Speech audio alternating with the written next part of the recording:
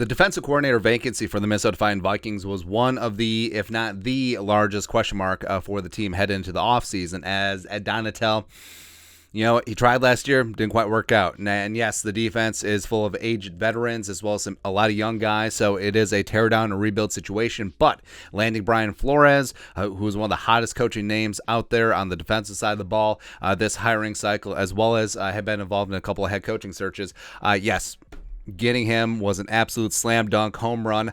All of the other sports analogies, it was just a fantastic get for the Minnesota Vikings. And it's not hyperbole. It is absolutely not hyperbole to say, with Kevin O'Connell turning this offense into one of the best in the National Football League, if Brian Flores can fix his defense or at least get it middle of the pack instead of ass end bottom of the league, the Vikings are instantly Super Bowl contenders in 2023. I said what I said, because if you think about it, you have Jefferson on offense. You have Kirk Cousins year 2 in Kevin O'Connell's new scheme. And if they can rebuild the interior offensive line, they're going to be good to go on that side of the ball, and they could ascend potentially into the top 5. Whereas defensively, there's room for improvement, we shall say.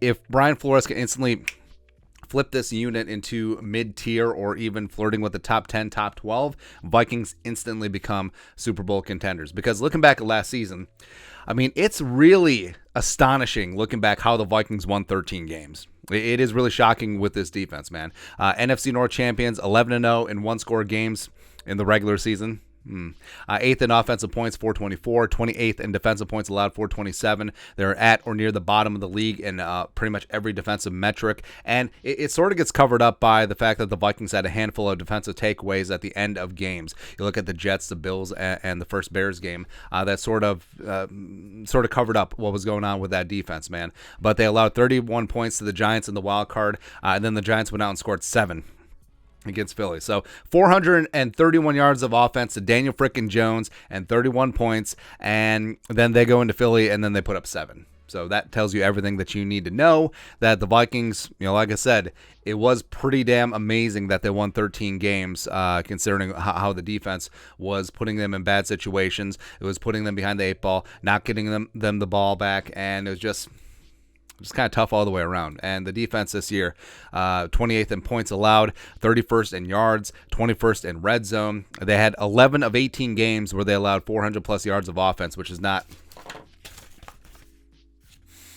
It's not good. It's no bueno. And then 13 of 18 games allowed 24-plus points. That was just not fantastic, just really not good at all. And you look at Brian Flores, what he did with that Miami defense. So his first year was at the ass end of the league, but that was a lot of turnover personnel. Also, he was running a lot of 4-3 because he was operating within the existing roster that he inherited. But 2020, another full off season, another full chance to get his guys in the draft and free agency. All of a sudden, he turned the 32nd ranked defense in the league to the 6th best, which was his peak season in Miami. Also, of course, he oversaw and was the de facto defensive coordinator in 2018 for the Patriots, who won the Super Bowl when they shut down the Rams, and they only scored 3 in that game, and probably the most boring Super Bowl that you can remember, but it is what it is. And the Vikings defense, this is going to take a lot of work. There's a lot of veteran contracts that are going to be gone. I do think that they have a decision to make on Danielle Hunter and Zadarius Smith. I would like to have them back, but if Flores thinks that he can incorporate them into what he wants to do schematically, yes. But I think that Eric Kendricks is probably going to be gone. I think that Jordan Hicks is probably going to be gone. I think that Harrison Smith, TBD. I think Patrick Peterson may not be retained.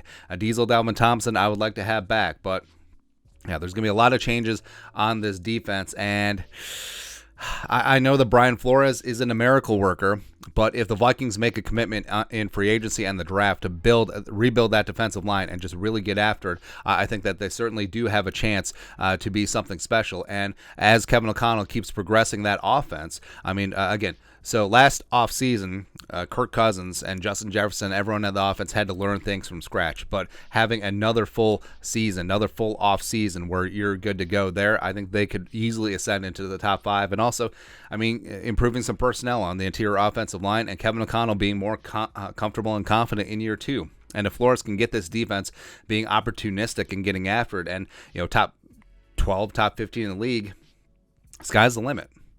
And even the most negative Vikings fan has to be thrilled about the Flores hire. They have to be thrilled about what's going to be going on, retooling and revamping this defense. But I say bring it.